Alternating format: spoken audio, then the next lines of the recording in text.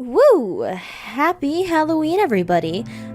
Nice for you all to join us. My name is Explicit Censor, and today is All Hallows Eve.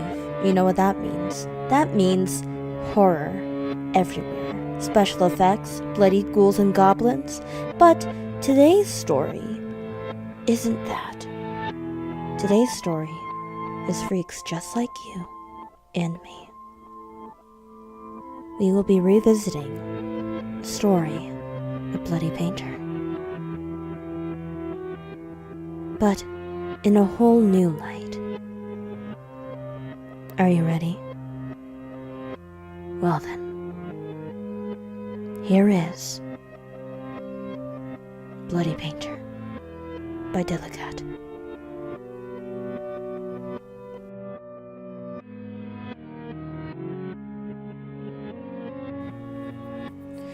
In order to protect the privacy of the relevant people and victims in the following article, except the murderer, the rest of the people's names have been changed. The details of the story have been arranged in order to make it smoother. But I will do my best to tell the whole story in this article. Mr. Helen Otis. I called out to the boy that sat in front of me, but he didn't reply. He is wearing a light blue patient's robe. He has deep, dark circles under his eyes, messy jet black hair, and his skin is as pale as paper. His gaze looks straight at me, like how a predator would stare at its prey. I am a psychiatrist, and it is my job to interview the patients. He has been here for quite some time now, but I haven't seen him communicate with other patients. He always stays in the corner of the room. Needless to say, he is an eccentric child. This is a judicial psychiatric hospital. The only difference between this place and the asylum hospital is that we treat patients with a criminal record to prevent the patients from going haywire, of course. His silence made no progress in the interview. Did you know this? I pull out a picture in front of him. Black-rimmed glasses was on the road. This was his crime case. He stared at the picture, then spoke softly.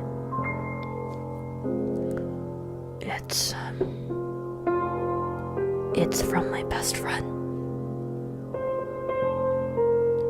Do you want to talk about it? I asked, but he was just staring at me without a single word. Look, since you came here, things have not made any progress at all. If you can talk about it, anything, just tell me, please? After I finished my plea, he sighed and started to talk. It's a rather long story.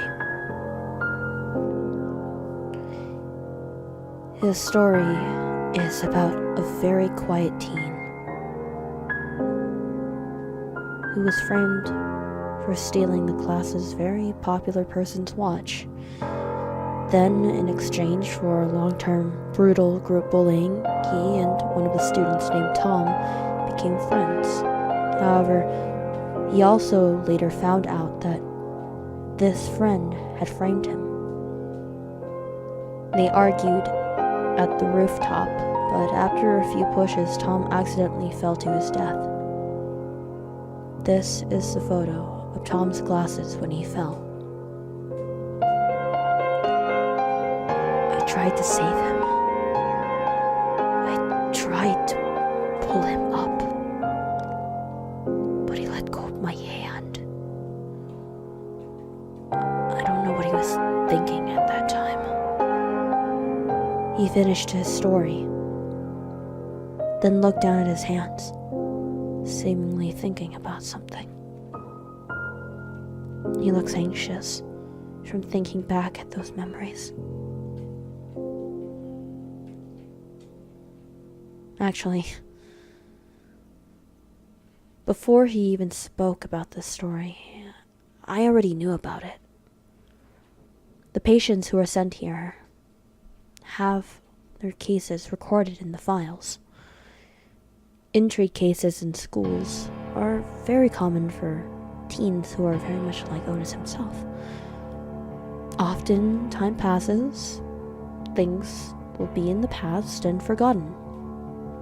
But in this common intrigue school life exchange, a boy called Tom died.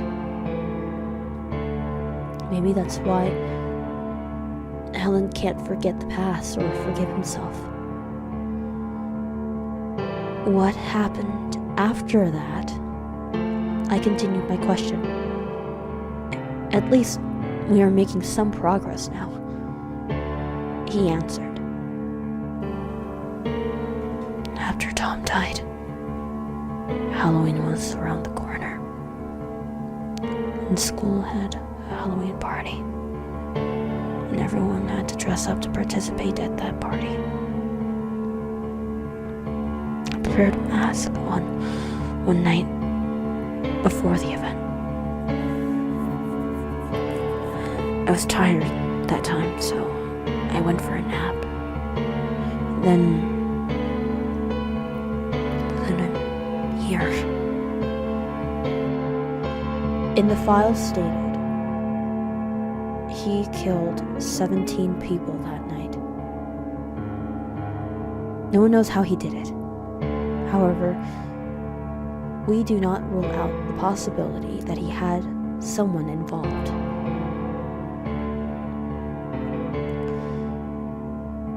Do you remember what happened in the middle? Any details? I asked. But he shook his head and then continued to look down at his fingers.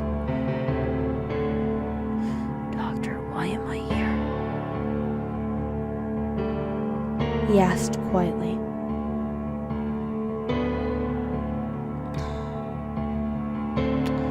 You're here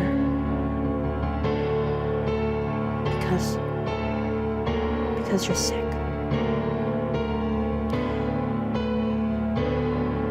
I answered. He raised his head in response. Come on. You're only 14 years old. Your future is still very bright. I gave him a patient smile, hoping to cheer him up. I wanted to let him know that I was a friend here, not an enemy to him.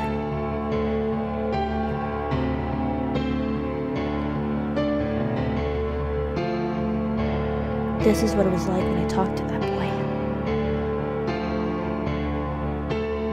The first time he even spoke this much.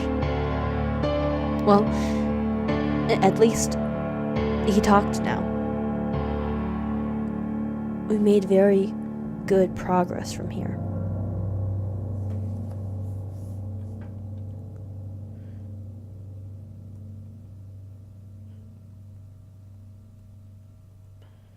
The atmosphere here always suffocates me. Maybe because this is a hospital. Not exactly the best place for a sane person to stay long. I get surrounded by different patients every day. I got used to it until now.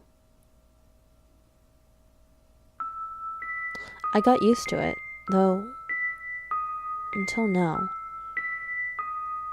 There was some different feeling now. Feeling that I felt lately. It's like I was a meek sheep among a pack of hungry wolves. And I'm pretty sure this place was slowly chipping my sanity away bit by bit. I noticed something odd about Helen O's file, and I decided to ask him in person during my next coming interview. We met in the same small room, like last time. I greeted him with a smile, and he responded with a few blinks. I take that as a greeting from him. As I sat down on my place, I flipped open his file and looked him in the eyes. I questioned the familiarity of his name. Helen? Did your parents name you this?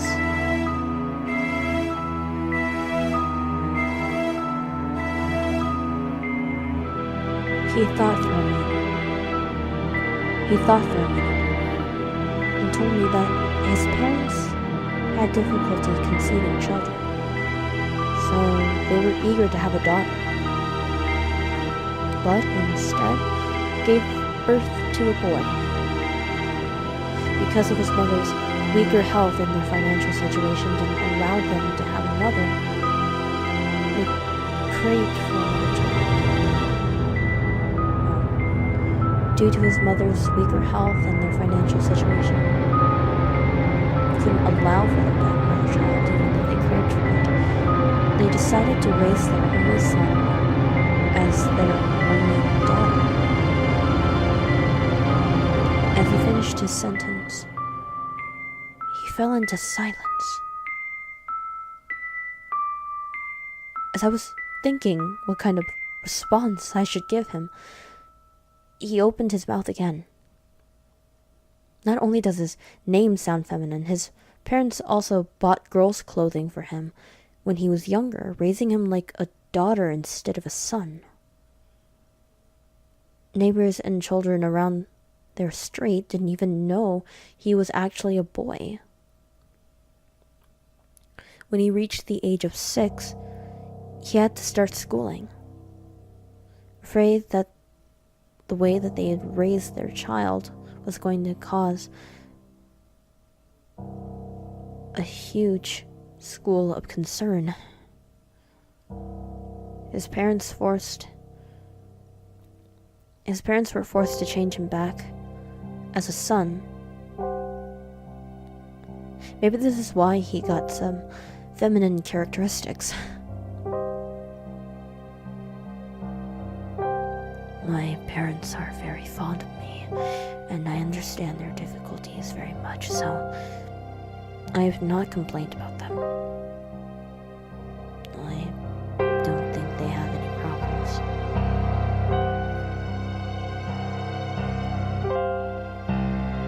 His family is very problematic. He grew up under his parents' twisted faith and overly high expectation of him. These things will seriously affect his proper character development in his young age, and in a bad way.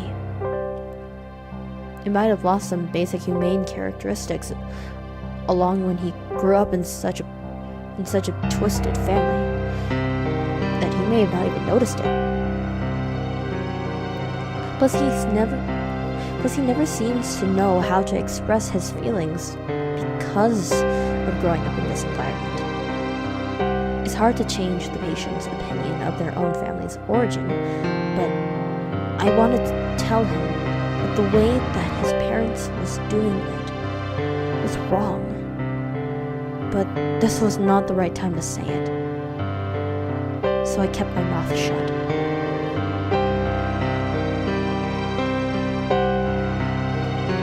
Although he rarely has any communication with other patients or workers in this place, he always spoke politely when he did. We chatted sometimes. We sat on the white bench in the park, and sunlight would pour on us gently with warmth, just like a pair of friends together. We don't always talk about something related to hospitals. We chatted some nonsense sometimes, and this was the moment that we were both fairly relaxed. especially me. I really felt my mind lose its tension at times like this. In this place, other patients will randomly pick fights with other patients. He neither did that, nor did he help to solve the fights. He always managed to avoid any chaos here and live on peacefully. That's pretty smart of him.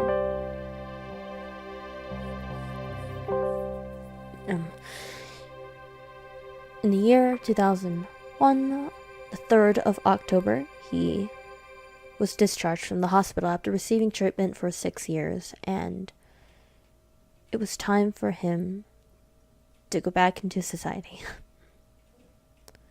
He was now 22 years old, and he was no longer the young boy from when I first met him. I was the one seeing him off, thinking back to all those times of his recovery. It really makes me feel happy for him. Don't ever come back here, Helen. If you come back here next time, we will sadly and unfortunately have to meet you sitting on the electric chair. These were my last words I'd said to him as I pat his shoulder and smiled. He nodded in response. If he didn't do anything in his past, I would tell you that he's a great guy, if he ever asked. I remember the look on his face when he left. He wore a dark blue windbreaker and a pair of black pants. His hair was still the same messy jet black hair. Won't he try to comb his hair a little? I mean, anyway.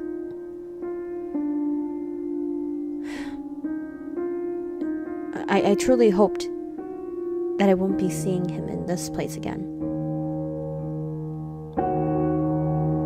After he discharged from the hospital, he was behaving well. We sometimes communicated by using emails or meeting up at a cafe, where we would chat about what we were doing at that time. He worked as moving staff or cleaners for a company near the hospital as a part-time job. His body had grown into quite a muscular figure because of his work, and at least now he looked healthier than he did when I first met him. He saved a small amount of cash and rented a small old house. The environment was quiet and nice. He had brought some art tools and started to draw. He told me that he wanted to become a painter. He still didn't talk much, but I was happy that he found the goals in his life that he wanted to reach. He said he never blamed his parents for what they had done to him, but he never once visited his parents' house after he was discharged. After we confirmed that he wasn't any threat to the society, we finished our observation of him.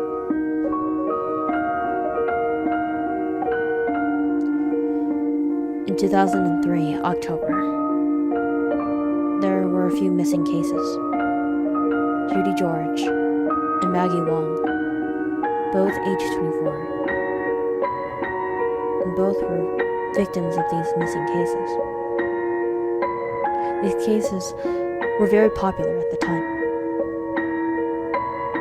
but I didn't really care for them.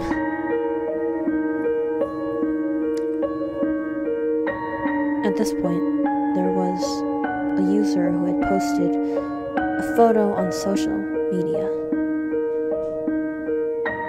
It was from his CCTV that recorded a picture on Halloween night, 2003, at 2:30 a.m. and stated that someone tried to to break in his neighbor's house.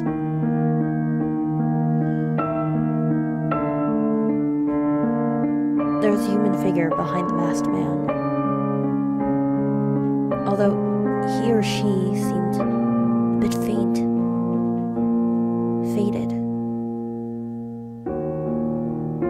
Police had no clue who was responsible for these cases, though they thought it was some guilty pleasure freak who was behind these. A quick note, guilty pleasure is causing chaos for society to either react haywardly or chaotically,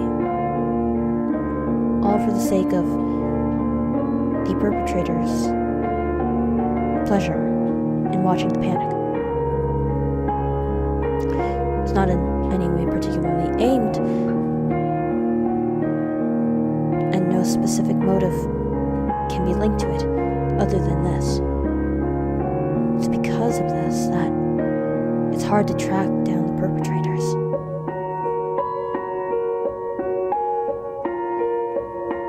An opportunistic crime. Until the police had found out that the victims were all from the same class as Helen Otis from before he entered the hospital, and were also the survivors of the gruesome cases from a few years ago.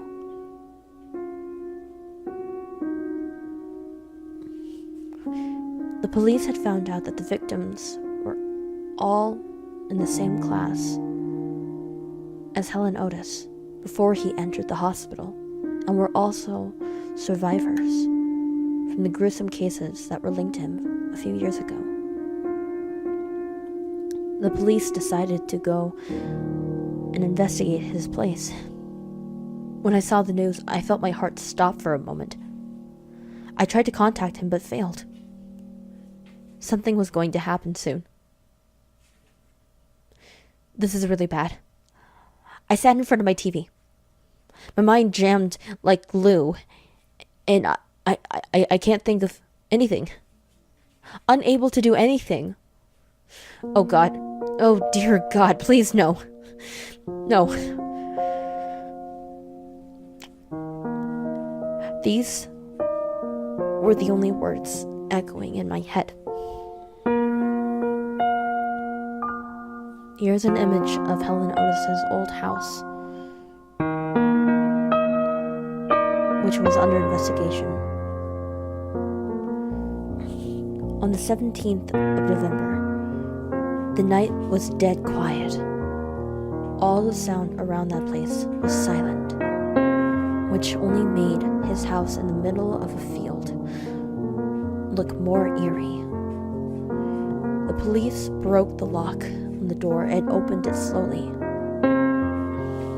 A stench that was unbearably rotten welcomed the intruders from the darkness in the house. One of the police checked the house with his torch. All of the furniture of the house was mostly gone. Apparently, nobody lived here for a long time. They moved inside quietly to check the source of the smell. Suddenly, one of the policemen felt something brush against his shoulder. When he pointed his torch up, he saw something that haunted his mind forever. A twisted, upside-down human face was eyeing the police. Its neck was ripped wide open. The policeman freaked out and called the other policeman while he scanned the rest of the house with his torch. The house was full of upside-down, dead human bodies that were hanging. All of their necks were also ripped wide open. Their blood was all dried up. This disturbing scene was like a human butcher place. Here's an image of Judy George, age 24.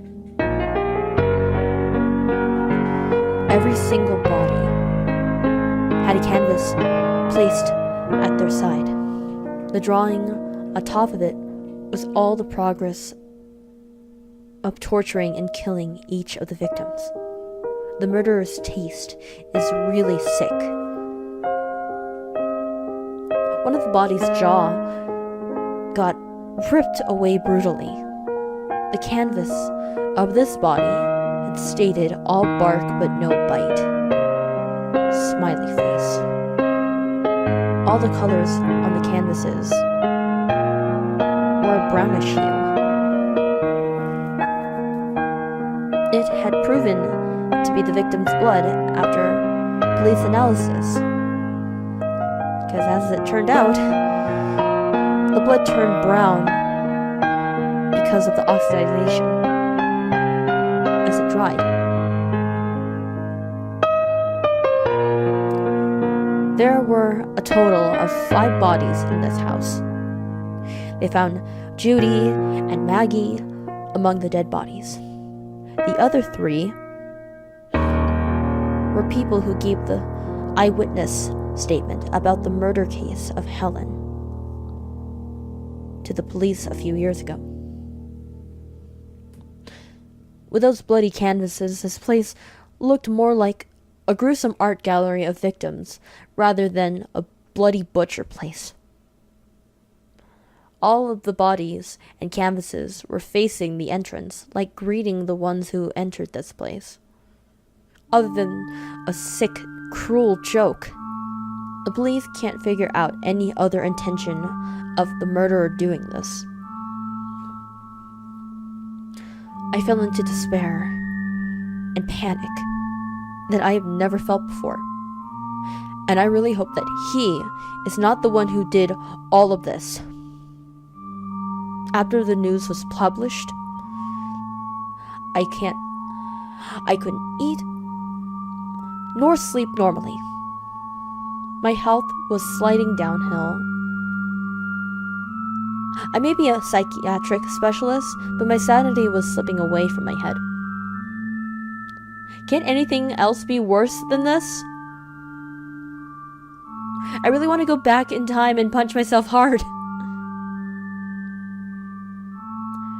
The newspaper of the 18th of November 2003.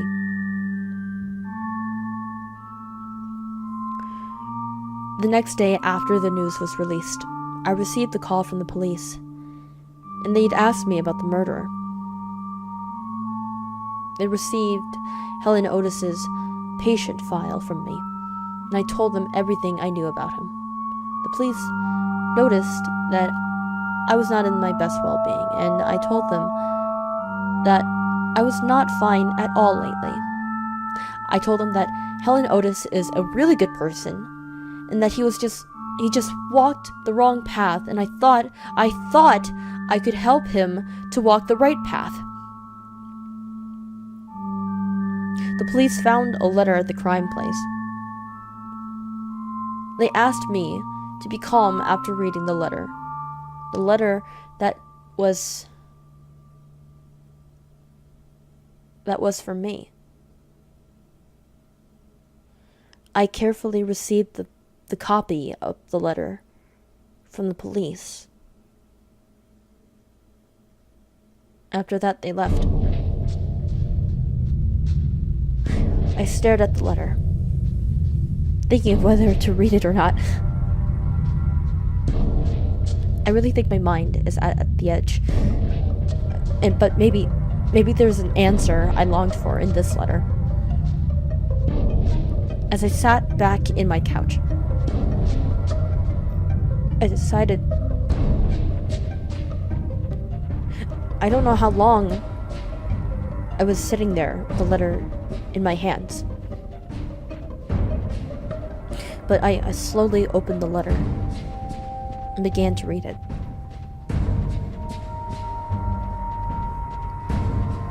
Dear Doctor, I finally remember what happened that night after I looked at my mask. That night 6 years ago, the day before Halloween, I kept fidgeting on my bed, unable to sleep.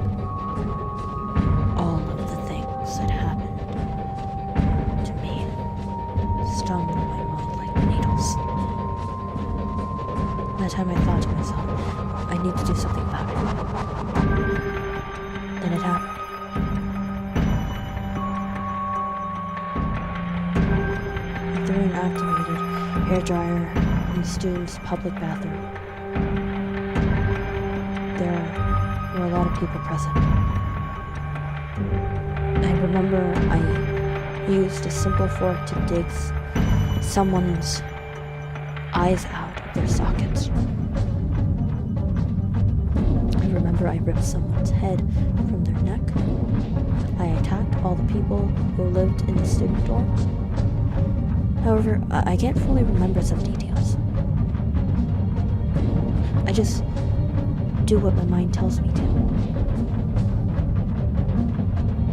When no one was screaming or struggling, a moment of peace fell upon me. A peaceful feeling I never felt before. I fell to my well-deserved slumber on a pile of bloody bodies. I opened my eyes again. Was that you, Doc?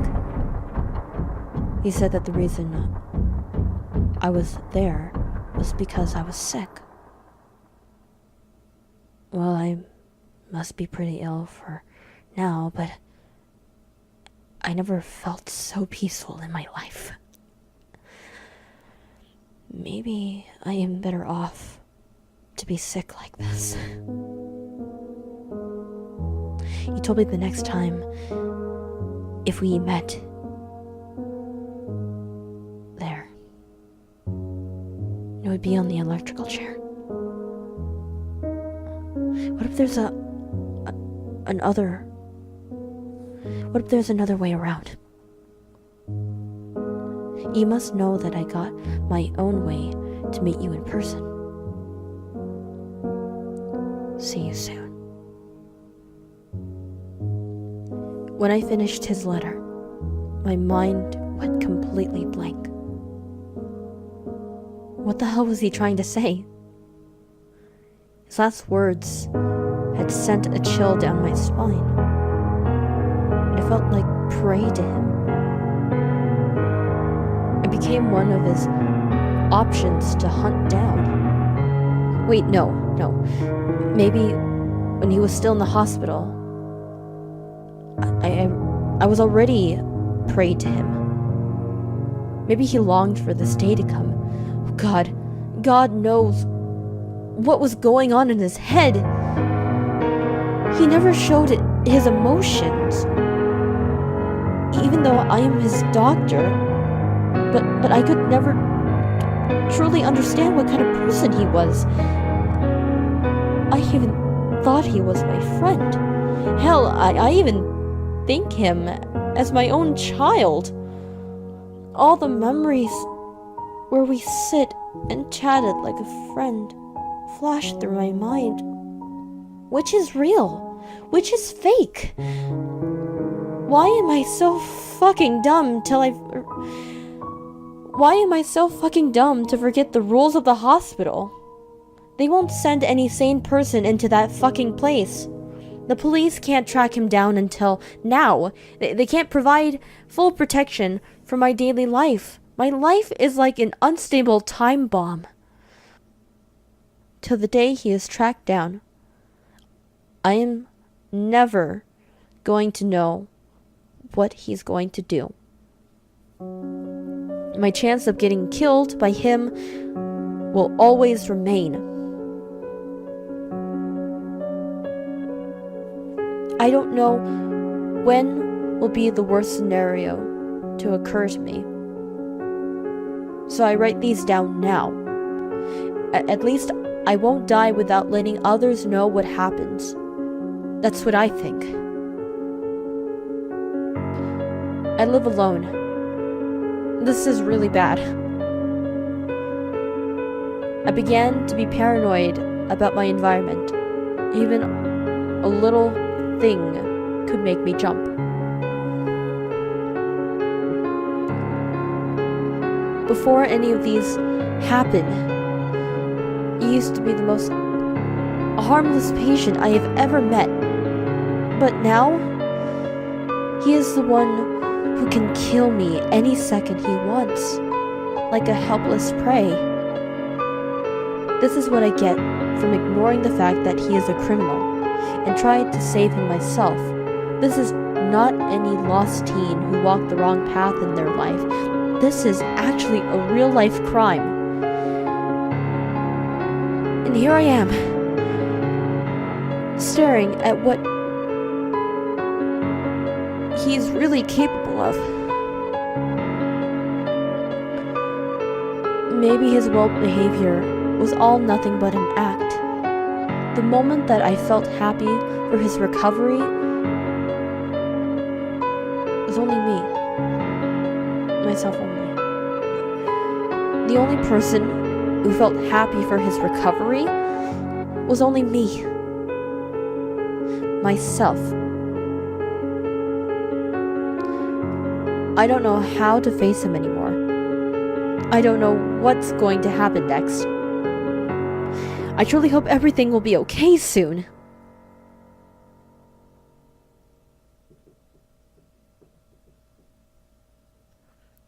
I just heard my house's locked door open. I just heard my house's locked door open. This article was written by Dr. Elmer Christopher's notebook in the drawer. This article was written on Dr. Elmer Christopher's notebook in the drawer. There are some old newspaper articles attached along it. He already moved out of this house. When the new house owner found these, he posted it online.